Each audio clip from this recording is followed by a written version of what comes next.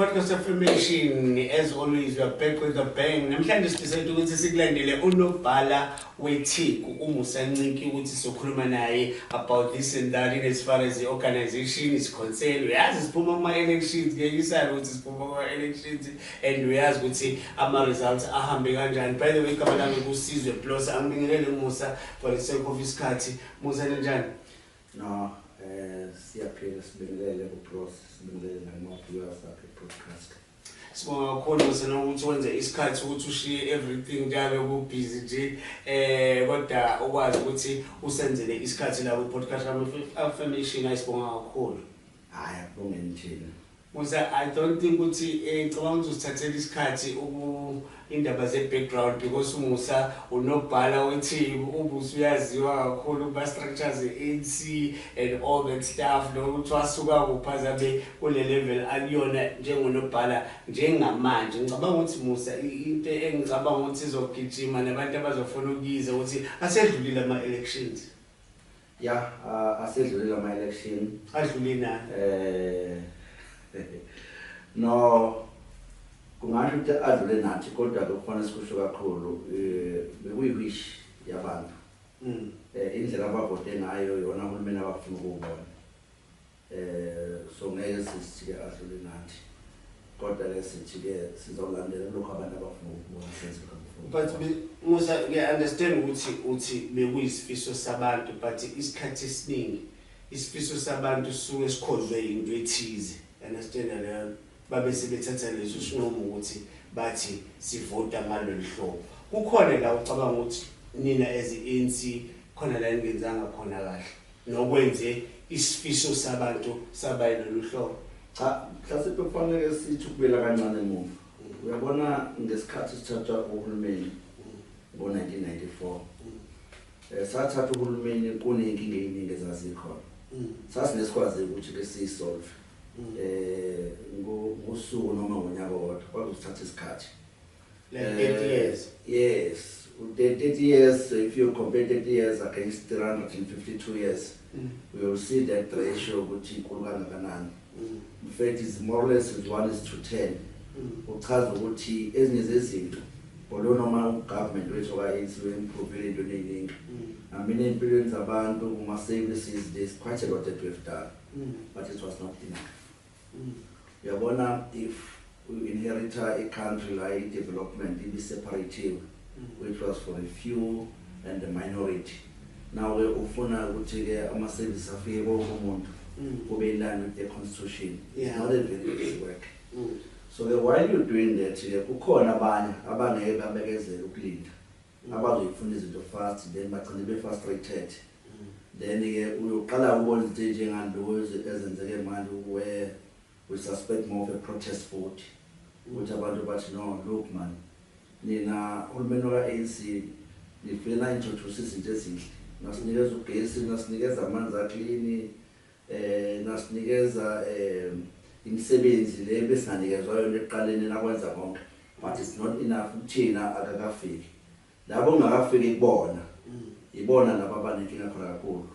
Uthi labo sekufike kubona ayisekho into baphenekisayo. You know, ungasapheneki usokhulekile uyazunqane ungaboni ukuserious ukuphuma uyovota. Because what really is damaging ama-election and damaging ama-result ethu yilabantu abahlala emakhaya abangayo ukuyovota. Yabo uma sibheka nje la KwaZulu-Natal although noma siphushile inamba, but abantu abakwazi ukuphuma beyovota it's only 60%. But there is 40% abantu ababenefitile kule democracy. Ngoba sebebenefitile sebekhulekile abasapheniki then bangasiboni isizathu sokuthi baphume beyovota. Mhlawumbe nobhala ngizoyeka kakhulu ungena kakhulu kwi-politics deep, understand, but khona izinto abantu ngijwayele ukwenza example ngokomlazi abebekhala ngazo nge-ANC kodwa kube sengathi anindaba nibashaya indiva efika izulu esicorrect leso aninaki lezinto abakhala ngazo to the extent ukuthi kwakuyi-form of i-protest futhi ukuthi bangayi kovota. Bayili manje sekune-alternative in a way. I think even hleli nodwa niya-understand ukuthi hleli kunale complain ukuthi hey, i-problem epolitiki esinayo akekho alikho iqembu eli-alternative kwi-ANC la e-KZN kakhulu ngizothi babone ne-MK engathi alternative basuka kwi-ANC. It depends what is the alternative. The alternative will be based on the policies. But angeke ngithi khona ama-policies ahlukile aqhamuke ne-MK angiwakhumbuli. Ngaphandle ukuthi kunamaqembu especially la aphuma from ku-ANC ayefuna athatha ama-policies ethu afuna ukuwa-implementa kangcono. Okunye kuziyibuze ukuthi ngoba nina ade ningaphakathi benihlulwa yini ukuwa-implementa, senizwa-implementa kanjani ngaphandle. Then izokusitshela ukuthi-ke abanye abantu they will push more of self-interest kunokunye. Asivumeni ukusho ukuthi into yamanzi really ibiyinkinga enkulu. Not that it will fold in arms. It's just that i-solution yakhona kube i-solution ka-one day. Singawafaka ama-water tankers nawo ngeke azanele. Senze lo ma-boreholes nawo ngeke azanele. But kuyafanele sibhekelele ekuthenini yini ezoba sustainable ekutheni siyi-resolve yamanzi. Uzokhumbula ukuthi-ke sikwazi ukuthatha isinqumo sokuthi senze ivumelwano nomndeni, senze ivumelwano no-national water, Department of Water Services from national through Ministry Senzo ukuthi kwakhiwe idam elikhulu lamanzi. Lower Mkhomanzi and Upper Mkhomanzi ezokwazi ukuthi isevisi itheku lonke kanye nabanye omasipala abasondelene netheku. But i-process ayizokwenzeka immediately. Isazokwenzeka next 2 or next 3 years. Iqale siyi-commission ekwazi ukuthi ifinyelele.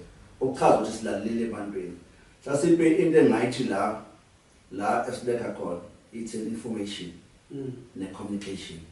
So if we are able to strengthen that one, sikhulume nabantu, senze ama-road show, you know, sikhulume kule spaces enenazo, at least abantu bazobona ukuthi khona esikwenzayo, not ukuthi we are folding our arms. Yeah, because into engicabanga ukuthi ziba simple nobhala abantu abayivamise ukukhala ngayo nge-ANC ilento ye-arrogance. Bani babaholi kakhulu bakhala abantu nge-arrogance to the extent ukuthi bese kufika izikhathi zezinketho bazi ukuthi uyiphoni yabo ilele ekhithweni ukuthi I know because labantu labo sinokhala ngento ezithize but kubonakala sengathi ba extraordinary arrogant abaholi ngokuthi bangabanaki abantu. No, I mean if you want to qala kufuzile sifike la sizoyiphila into yokuthi asikho arrogant. We are arrogant sometimes. Even most of the time. Most of the time, yeah. Even if nangendlela esikhuluma ngayo nabantu, you know, beshayo door to door. Ayisicela nisivotele. Yeah. Athi umuntu no, sonivotela yini lesenenzile. Then we say hayi uhlezi endlini yakho uhulumeni wethu. Uthola igrant yamali, uthola into ethile sithi kube sengazi ukuthi uma sikhuluma nabantu sithi nabi into sesinikezile. So for this hamba kuyosivotela singafuni ukunikeza isineke ukulalela kahle but iziphi ezinkinga ekhona singasebenzisana kanjani nazo. I must agree some point ukuthi iyaba khona leyo level leyo arrogant while iqiniso ukuthi umuntu uyithatha kanjani but iyaba khona most of the times. Siyibonile bayikhulumela abantu nathi njengabaholi abalalelayo kuyofanele sithembise ukuthi hayi so shintsha indlela esixoxa nabo nabantu ne-approach yethu abantu. But mina nobhala as i-ANC because ngiyakholelwa ukuthi nisahlala nemphakathi nizizwe leyikhalo njengayo lento ye-arrogance but kulama committee enihlala kuwona njengaseThekwini njengase kwi-province niyahlala inenzisi inchayile into abayithi self introspection ukuthi nazi izinto abantu abakhala ngathi indinyazo nabanye abaholi abahlulekayo ukukhuluma nabantu but still bathola i-platform leli khulumile umuntu nabantu but nizwa kodwa ukuthi uyabhibhidla akayirepresenti kahle organization but nimiyeke ezisigungu se-ANC. No siyahlala siyenze self introspection but engakusho ukuthi uma sesiyenzile asikwazi ukuthi sibe sambise communicate ngaphandle ngoba siyazi ukuthi khona ezinye indawo zangaphakathi kodwa yona seke siyenze uyabo. Kuningi kufanele ngaba siyaphuma ngaphandle siyosho ukuthi kodwa ayi lapha sambanga kahle into esiyenze lapha ya inakho ukuthi umphakathi udeliwe at some point and sesibonile nanje lesoyilungisa nayo. So and as ngisho nje ukuthi I think i-communication yethu iyona kufanele sithi uyibhifapha izinto esenzayo. I-ANC nobhala kukhona yini ukuthi kube nabantu abasatshwayo abangathintwa or abaholi abangathintwa ongeke umtshele even enza iphutha ukuthi hayi comrade ngathi into yenzayo iyayithanisha i-image ye-organization yehlehlela kancane senjalo benhlangene nina nikhuluma because ezinye zezizinto ngizokwenzela i-example abantu babuye bakhale ngebehavior yabaholi abathize bezothi hey but that was unfair bengafanele ayenze lento lomholi bengafanele ayisho lento lomholi but ama members ukuthi a defender this wrongdoing enziwa lomholi kusuke sekwenze njani enkathini yakhe engabazeni nje icasula abantu uMahleze sisodwa ngaphakathi sisekhuluma lezinto ufanele ukukhumbula ukuthi what becomes above us i-constitution lesigayidile yaba ANC and in the constitution iyasho ukuthi njengemember unayo right of viewing your ideas also ukukhuluma noma yini lezo lekelele organization ukuthi wazi kuya phambili. So ayazi isho ukuthi ke abaholi fanele umsamuli uyamtshela nje ukuthi nine wrong. Ukhona okuningi sakhulumayo I mean ungakhuluma into zaboceza sayikhuluma. It's just that asizi izinto sophuma public siyoyikhuluma ukuthi nako kwenzakalayo. Kodwa ngoba ngisho nje ukuthi uma sesikhulumile phela bakhona ngokwe-organization abanikezela ukuthi bahambe bayoxoxa ukuthi hayi i-organization kulokhu nakho ekushilo kulokhu nakho ekushilo. Kodwa ukuthi khona abaholi abasatshwayo ngaphandle no ayikho into njengaleyo. Siyakhuluma nje freely, si-engage, si-contribute positively masiya phambili. But I think uThebo uqala wavumelana nami ukuthi indaba ye-communication is important ukuthi ulwazi usabalalise because ungenza kahle but abantu bungabatsheli ungaba-remind via ama platforms akhona kuyafana understand leyo nto belizofike nicorrectane ninodwa la enhlangana khona but leader leyo persist nokwenza izinto eziuntowards it becomes a problem, don't you think?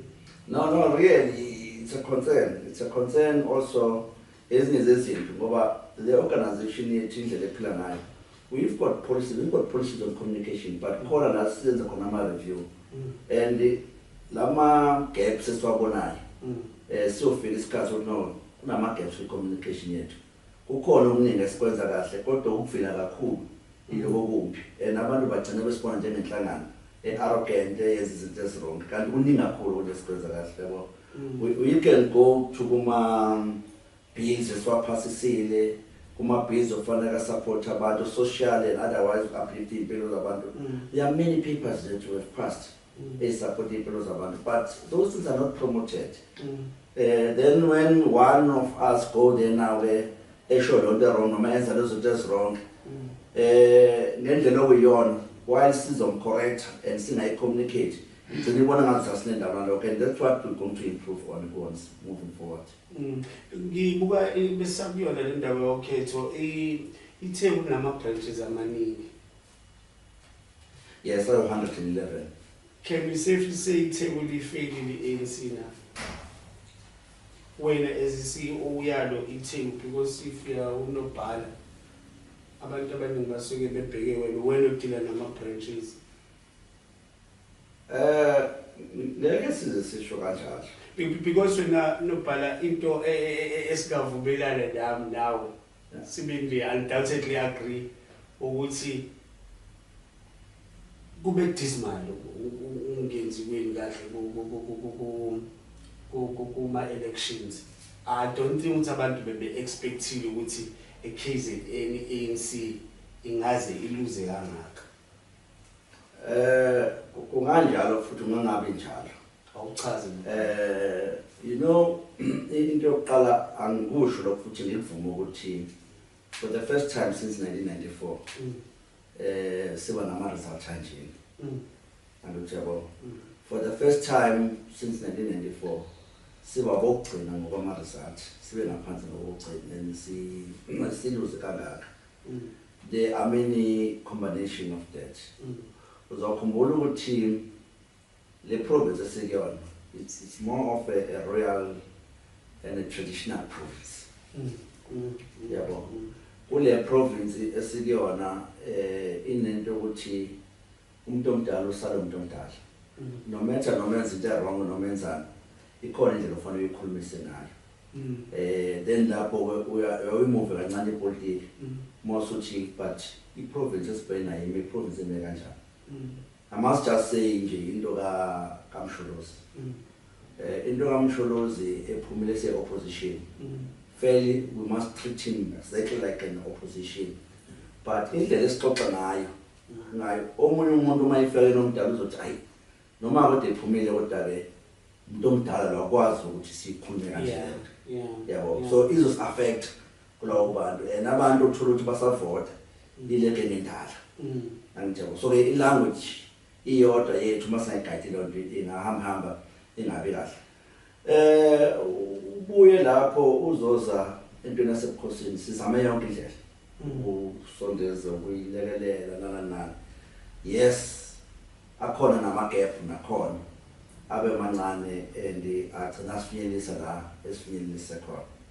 Angijabo and I must say ukuthi kukhona ikhalo bofanele sivale kuleyanto singesipikisana nokuningi khona kodwa khona ikhala bekufanele sivale sisondele kakhulu kuyona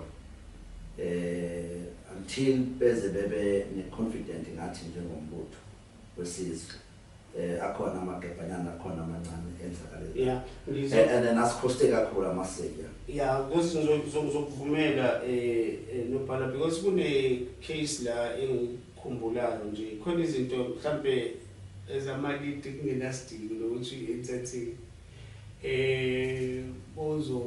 bozolwisana nokuthi kuqokwe undunankulu ukuthi abe undunankulu wesilo. Lo muntu uqokwe isilo umsalovu ngokusiko lwethu sazi ukuthi isilo umlomo ongathithimanga. So bozoba ne-leader izama ukudefine lokho. I don't think ukuthi le nto ayibeka kahle ANC but it looks like akubanga futhi nama-consequences because ngathi ANC sinokulekha kuma-consequences ukuthi lo wenza into wrong. Awazisa ukuthi ne-leader ye-society. Fanele nibazise phela abantu noma ngabe kuthiwa ngiyakufihla okuthize wangaphakathi but bese nithatha isinqumo nga-something. Baziseni phela abantu ukuthi out of that act nayo into yenzekile as ama-results. I think Blose ezishilo ukuthi akhona ama-gaps kwi-communication yethu nokuthi ezinye izinto siyi-communicate kanjani eze bayi-concern yomphakathi. Amanye ezinye zezinto la nje kufanele sikwazi uku-improve zona njenge-ANC. Kungabe ngathi makwenzeka izinto nathi siyayisupporta noma siyayiyekelela. Siyaba-critic kwezona futhi sixoxe nomuntu ozenza ukuthi kodwa hayi la ngathi asihambanga kahle. Yabo and iyona nto leyo ezokwazi ukuthi i-protect i-organization uma ukuthi oyedwa wethu ezwenza into wrong kufanele simbeke nje eceleni sithi hayi le nto wrong yenziwa usibani bani ayingabuyi izongcolisa i-organization because i-organization akufanele isafarishe because of the act of individual leaders ngoba umuntu kuyenzeka omunye afike kanti umoya wakhe awumile kahle ngalolu suku agcine act noma responda ngendlela kodwa ayingabuyi izongcolisa organization and I ngiyabona lo kushoyo ukuthi communication yethu ngempela ine-issue iyo lona mengikhala nayo ukuthi yona kufanele siyi-improve. Isikhathi esiningi Musa kuyaye kube le situation yokuthi cela wenze example ngiyabhola nje yabona uyabona ukuthi ucoach bekulanda ucoach into esuke isifuneka kucoach ama-win nama-cup. If a coach is failing to deliver on that, kuvamise ukwenzakalala. No, ukuvamisile ukuthi ucoach mayifeyila phela akulize ucoach ngoba part of his contract siyikhuluma nge-performance yakhe. So uma engasaperform usayilimaza i-contract yakhe then kufanele kumrelease uthole umuntu ozokwazi ukuthi acomply nalo. Yazi ngiyobuza lo mbuzo busa because nobani ngiyobuza because kune-structure la zakwa-ANC othola ukuthi kune provincial leadership kube nale region kube nale yo national, you understand? Kuma provinces anjengo KZN ngicabanga ukuthi labo bantu especially abafana noNobhala because ngibathatha njengokhulu oNobhala ibona kakhulu abahlulekile oNobhala nje ngoba provinces akukho ukuthi babe honorable enough ukuthi bathi I know iNCC failile, you understand alone because ngibona isimo sothi akaphumi uNobhala we-province but noNobhala weTheku nje akenzanga kahle, noNobhala womsunduzi akenzanga kahle, noNobhala wakupha akenzanga kahle, including national, understand, akwenziwanga kahle futhi nabo mhlawumbe kwi-level yokumbhala uNobhala jikelele, understand, bonke labantu bayifeyilile i-organization. Akuselula nokuthi bashaya isithwebhu laba baphezulu bathi bazoshaya isithwebhu la phansi kwi-province because nabo bahlulekile.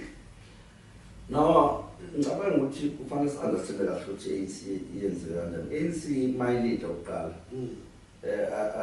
ilida by collective.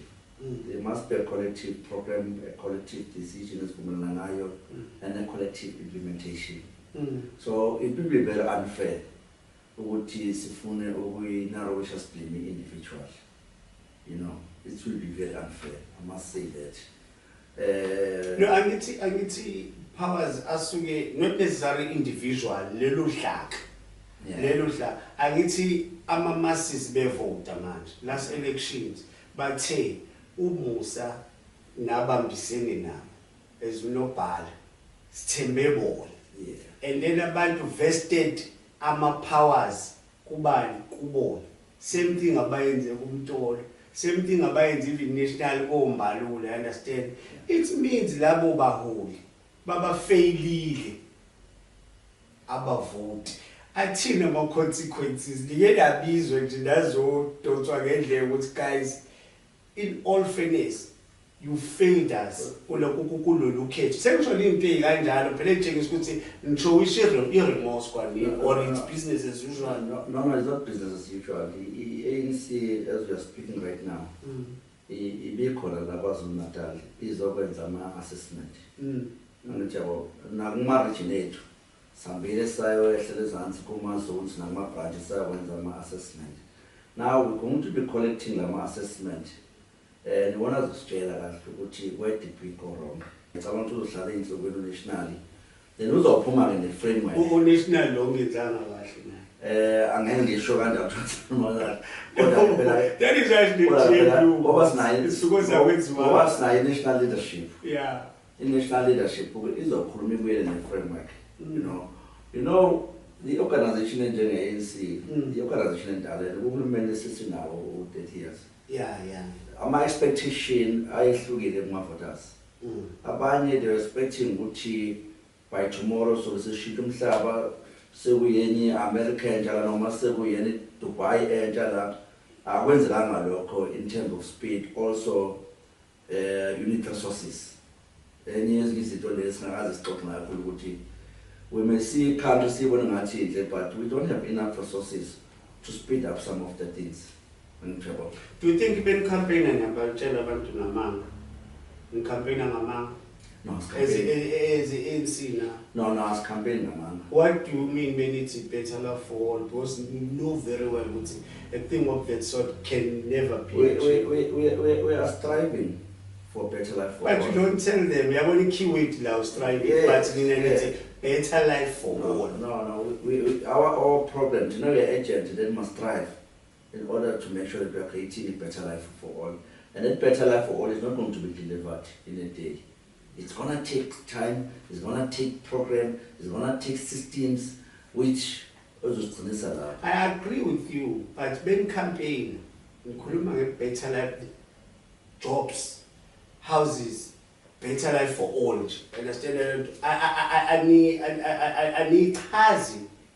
I believe this is a in a way because you don't explain these things. It comes as a better life for all. But they say, abantu beqala ukubuza nebese ngifuna explain exactly so not towards ama-elections. Bekuya ama-elections, it's better life for all. Njoba nezindlu promising 200 million jobs. Buza nithi now. Okay, you promise these jobs. The very same you nithi now. No, government doesn't create jobs. Government creates a conducive environment, but not jobs. But when campaign and jobs, I'm double checking. The campaign and among so that they will know, even if they take a decision. What's a local government elections, man? Members of hotel and I must know. Intombi konywa ngamanga. I mean intombi sheba ngamanga. Something like that, yeah. No, we are responsible. We're willing to do that. Mhlawumbe ngasho ukuthi abanye babechaza abafuna ukunikezwa isikhathi bechaze labantu ukuthi sisuka kuphi nakhe sesikwenzile sifuna ukuqhubeka nokwenza. If you are asking me ukuthi ukhona noma ehluko sesiwenzile eqashweni kwabantu, ngizakutshela ukuthi no, simple. Go back kuma states. Ango-1994 kuze kwamanje, then you'll see that we have doubled up in number. Through us as government, through us partnership here with the private sector, through us making the environment even conducive to open up those work. So it's a multi-approach that we are using in terms of creating more. So why don't I communicate this into, because that's a very good story to tell, but you don't communicate, we don't know about those things. See us communicate. Almost talk on abantu. Ngoba ngisho ukuthi ke kuyenze ukuthi ungabe sithina sonke sikwazi ukuthi uma sixoxa nabantu sixoxe ilanguage mayifana. You know mina the campaign that I was doing. Bengilimi ngithathe nje isikhathi. Ngihlale nje emzini womuntu 30-40 minutes sixoxa nje. Abuze sixoxe kahle lezinto. You know kusisikhathi ufika umuntu edineo akafuna ukunibona. Hayi akuphi ukuthi ukuhlale. By the time uqeda ukuxoxa. Angithi yabo uzombona sesho ukuthi hayi kodwa ke hayi singiyabona nami. Which in a balance element banners, what I want to so I must say what also we've learned out of this, which you see engage about who fancy stand up seeing as a card. Who have I want to understand those for tell us and 7 we need to take time. And I'm having yoga one day. In your campaign when you sit funded which we must talk about my program and what we are doing. I fuzile kube into efana uyenze umusi yakuma election. Into efana uyenze daily. Into efana uyikhulume daily. The media space kufana ukwazi ukuthi sikhabe sonke daily. Because uma naso ushile singaba opponent yakhe enkulu. Ngoba abanye abantu into abayilalelayo even noma ingekho bagcina bese beyikhola. You know, manje kukhona into abebethi abantu organization ANC it's a corrupt organization. ANC corrupt no. But I must say,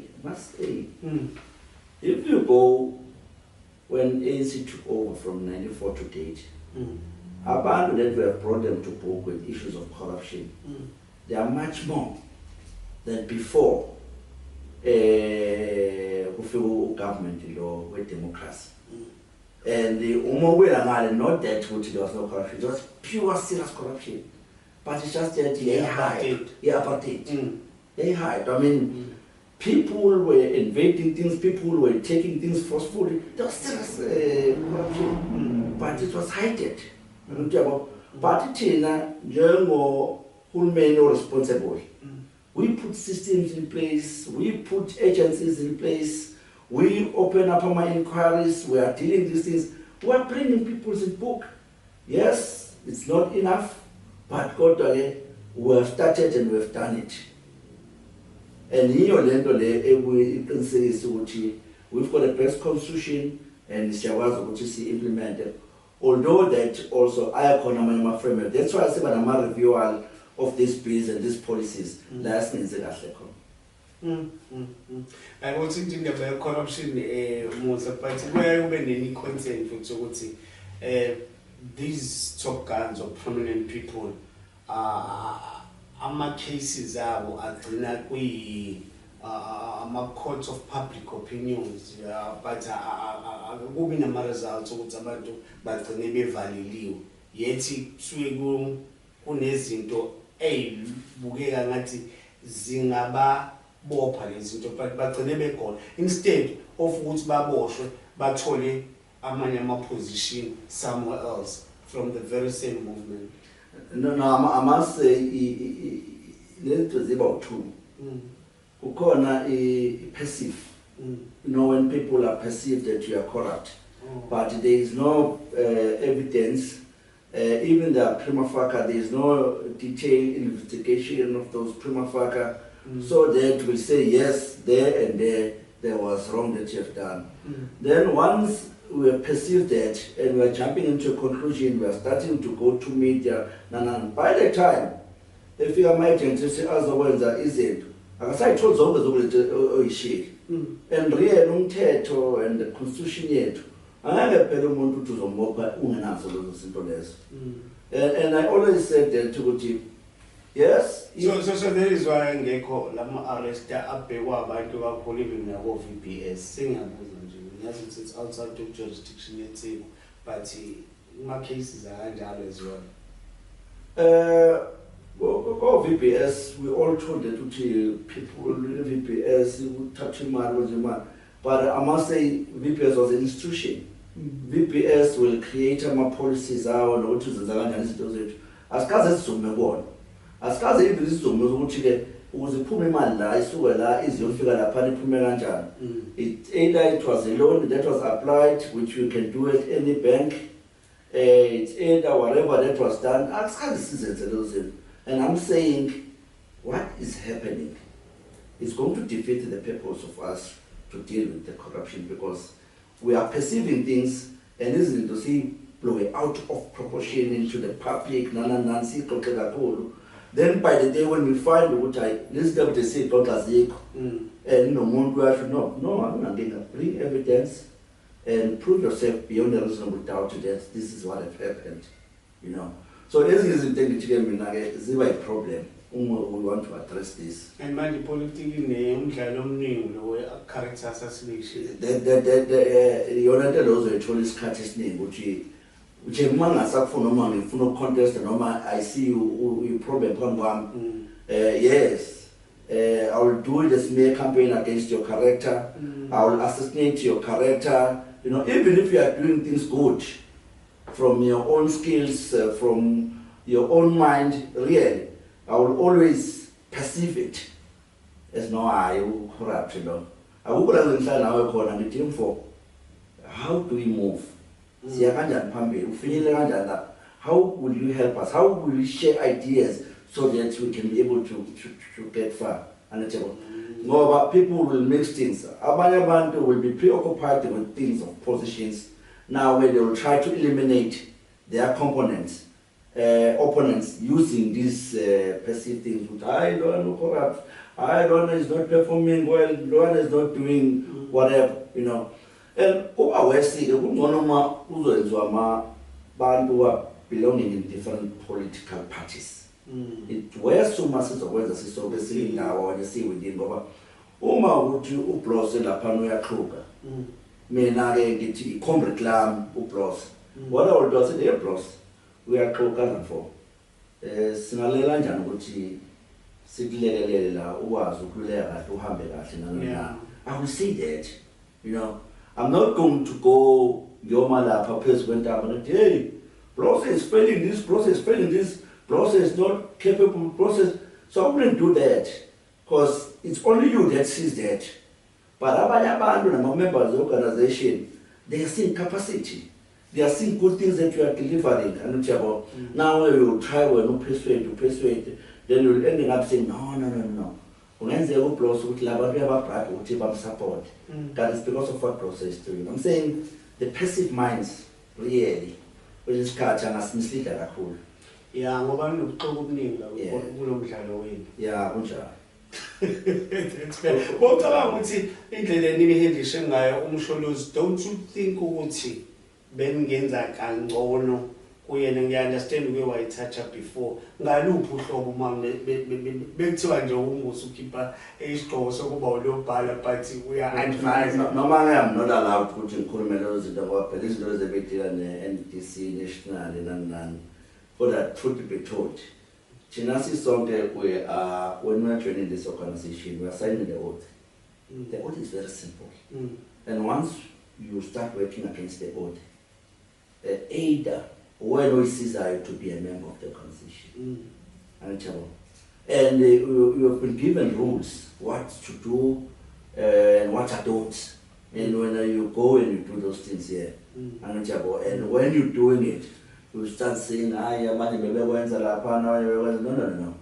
We are not joining here as a group. When you are joining the organization, we are joining the organization as an individual. You know. And when you've done something wrong, and I will say it, if Sholos and I was honest, you will say, hey, now I'm in a point where it looks like I'm working against my constitution and the constitution of the organization. And I define myself outside the organization. Let me do what is correct. Write to the organization that I've took the decision to define myself outside the organization. Then we close the chapter from there. And the honest member will do that. Yeah. Sikhuluma noMusa Ncimo nobhala weTheku we-ANC nobhala we-ANC kwiThekwini region enama-branches awu-111. That's huge. I think inina enibakhulu kakhulu. But in terms of the ANC and the membership, we used to be the biggest region. I must say now we have through our membership, either through systems or through our programs, but we are working extensively on reviving the organization, political education, political workshop, will be our everyday food moving forward, and reviving the conscious yabantu. We must revive the conscious of abantu. That at the end of the day, we must be an organization really that must liberate the people. And we're very clear that the people that we want to liberate are black in general and African in particular. If you look check out rumors, I don't know whether they were based on facts or what rumors bekhuluma ngokudisbandwa even kwe-PEC yethu, even kweTheku for that particular matter engathi kunama rumors athi ngagcine kudisbandiwe. Uhamba kanjani lapho mhlambe owesibili because sesizorepa apho ngifuna ukuchecka lento ye-GP ukuthi mhlambe singase siyithole nala eThekwini because kuzaba elections aba local government yabona singase sibe nabo uhulumeni abacishe bafane nalabo nibese nithi bathe abantu bafuna leyo nto mhlawumbe because of i-arrogance abantu bathatha isinqumo nibese nithi abantu bona bathe bafuna uhulumeni kanjalo ngabaflozini. Understand that ngicheck ukuthi zikhona yini izinto ezinjalo. You know kwesinye isikhathi izinto mazenzeka, and when there are crisis there will be opportunity. Then opportunity bazocabanga zonke izinto bafuna ama-shortcut. For me, if you go and say labantu abaperforma kahle yabadisbanda labantu, for me that's a shortcut. Yeah. What you need to do first, you need to do a thoroughly full assessment. Then there you will say, this is where we're weak, this is what the problems. And also, if we are taking this, going to the community that we are leading, going to the society that we are leading, and saying to one, hey, la, na, we will poke and one of the then when you collect all of those things, those are things that must be able to guide you which moving forward. What do we do? Is the disbandment the correct things?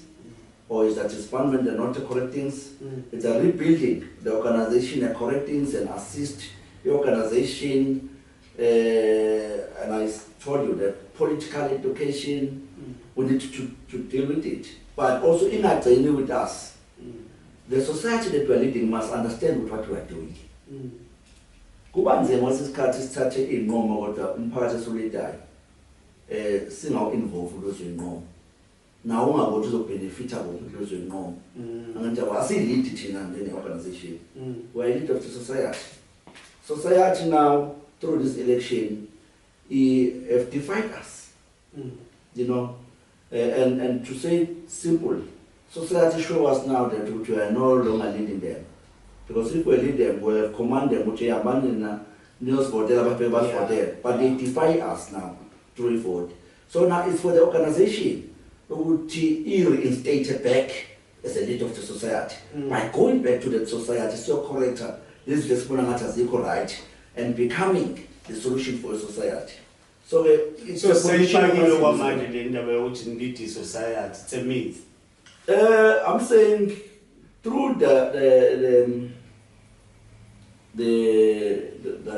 outcomes of voting. Yeah. That's what the society showed us. Okay, nina manje you are no longer leading us. Sizokwenza lokho esifuna ukwenza. But to us it's saying, guys, hambani niwebheka, nifusana amasokisi, buyelani back nizoreclaim ispace. And that's a rebuilding that I'm talking about. Yeah. That's a gap that we need to close between us and society still die. We've declared ourselves as the leader of society. Okazi ukuthi mina ngumusi angabe unobhala nje kuphela we-ANC. Ngasekhaya uma une group labantu nje bomphakathi abanakela umphakathi, I must be part of that. Uma kunama school governing board, I must be part of that. The CPF, I must be a part of that. Amasoda khona, I must be, because our lead society we lead, you must be within the society and I'm active with the society. Fana ubebona. Fana mangivuka mina ngazi ukuthi kule mizi engaka kunezime kanje and yini esingayenza ukulekelela khona. That's what makes you a little society. Yeah. So kuyiqiniso ukuthi mhlawumbe umuntu benganalize ANC lately ukuthi i-infiltrate abantu abangasi ANC at heart, but aba opportunist azothi ANC because we government kune opportunity self enrichment. One into qala ngisho ukuthi what will qualifies a person to be a revolutionary? It's love, passion, patience, and commitment. You must have that. You must have love of your society. Ufanele ukwazi ukuthi uyinikele ngayo yonke indlela to assist the society. Yes, khona abanye ngelanga abangebelele khona bayozolela, but kakhulu kuba ngothanda. Anjalo. But today we are saying that ukuthi, but some they come in for different reasons. We gave them enough political education about this organization. Then bazokwazi ukuthi bashite be understand kahle. And those who are coming for other reasons, either babona kuyi shortest way of enrich, abanye babona i-politics i-career kubona, and babona ne-organization ANC i-career kuyona. Kanti i-organization ANC, it must become a solution ey'nkingeni abantu ababhekene nazo. Now we must be able to be a rational center of all solutions to the society that we are leading. That must define us. I don't even think ukuthi ni happy as ama-leaders eTheku ngokwe-ANC as ama-leaders e-society ke tesiyenzeka eThekwini njengamanje. eThekwini thola ukuthi abantu abasahambe ngokukhululeka babanjwe inkunzi emini, amaphara amaningi eThekwini, ukugcola kweTheku as abantu engicabanga ukuthi ngiqhumana kakhulu ne-City Hall. I don't think ukuthi ni happy okudeteriorate kwesimo edrobheni manje. And mhlambe anything ekusafanele i-ANC ngoku-understanda kwami ukuthi nizama ukuyi-attenda lezinto ze-services etholwa abantu from ama-officials. Mind you, ama-officials votelwa nini. Into wrong yenziwa ama-officials i-affect i-politician.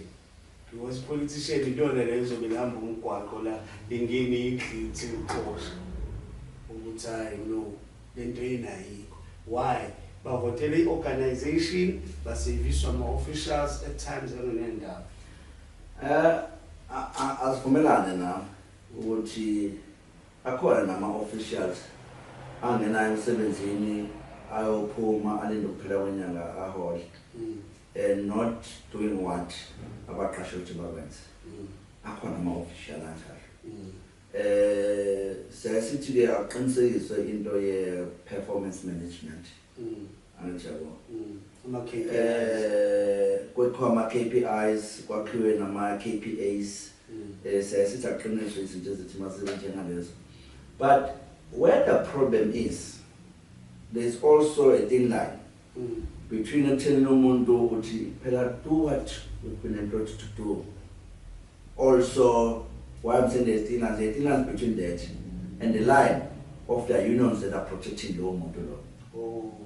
So what we need to do, part of our rebuilding also, let's sit down with these unions. We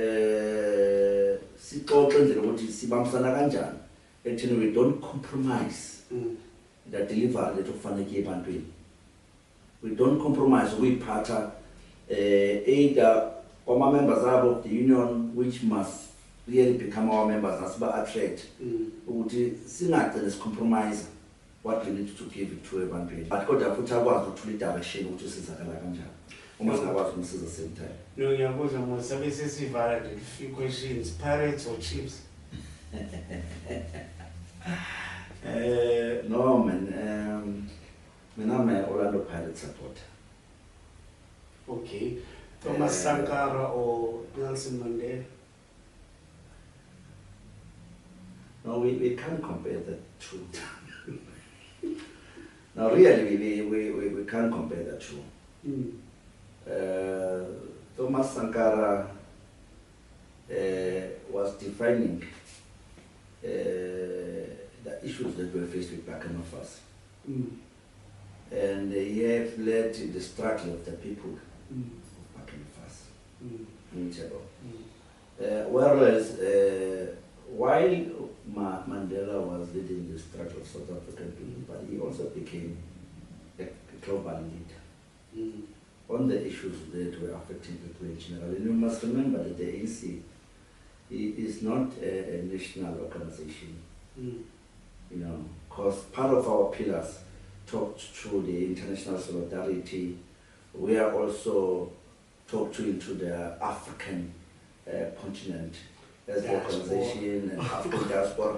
So ANC is a very different animal that must not be compared into the national political party. Yeah, are you one person or one person or? No, umuntu late. Yeah, I don't want to waste time on bed a lot, but also I don't wake up very late as well. Yeah, I wake up at the age. So I prefer any African food or like omadumbe or the wood and always it Yeah, I mean, I think African food remains the best. Remains the best, but becomes scarce. And it's becoming expensive. Yeah, and really, if one have to do mzabalazo, now mzabalazo utabantu bebwele back, jaleni bebwele back, fuyeni bebwele back. If I have to lead that revolution, really, because nutrition-wise. And now I can tell you, if you want to they live much longer as compared to them. So there is a problem. Yeah. I think Musasi Valalapo and that is why Umusa Niki from ANC unobhala we-ANC esifundeni eseThiko ngicabanga ukuthi nje sikhavile okuningi musa ukuthi nje kuningi esingagcina sikhulume ngawe kunekufisa ukuthi mhlawumbe uthola isikhathi uphinde futhi usivakashele soxoxa ngalezi zinto ngoba I think truth be told when familiarize in the media nabasabalalisi bendaba kungaba ukuthi leni babiza ama-in white monopoly capital whatever media but zabantu basebenzisa because akusizi ukuthi wenze all this good stuff kodwa at the end of the day asaziwa abantu laba obadingayo fanele bayovota ekugcineni abantu bavota kunzima because kuba out of ignorance umuntu ofika kuyethi ahamba ovota because ayekho well informed. Understand that gcine sekubheda yonke into kuphuka laba results aphumile kuze ama local government elections all the best news. Yeah, I think we are 16 months to the elections. We have to double up our work, restore the trust and the confidence back to society. We'll do our utmost to make sure that we deliver my elections. The region. Conference region, it's April next year, 2025. Oh, sengizwile ungathi yakhuluma. We are contest. We are 8 months. But I must say, man, umuntu ocontestayo umuntu ongaphandle mina by that day uzobe ngifika la khona i-term of office ephela khona. Yabo. Mayiphela ngizobe ngideliver i-report yami ukuthi essentially second term. Maybe first term. Maybe first term. Yeah, so report yami ukuthi this is a mandate and the trust that you've gave me. Ngakho ngideliver la ngifinyelelanga I can't determine that one. Ilabantu engibaledayo kufanele bayisho ukuthi ayiqhubeka noma ungaqhubeki. Now, swear this is your number one podcast in KZN. Usizwe plus bihleli naye. Otherwise ungakhohlwa ukusilandela ama socials. Uzosilandela laphana ku Facebook page yethu sino 2.7 million abantu asebesilandela ku Facebook page yethu. Phinde futhi usilandele ku YouTube. Siyenza kahle kakhulu, senza kahle kakhulu nakhona futhi ukuthi uhlele uenjoy lezi zinto esikulandela zona labantu esibakulandela bona uzoba enjoy because sibalanda bonke by the way busi previous esike sakhuluma nayo we-MEC waka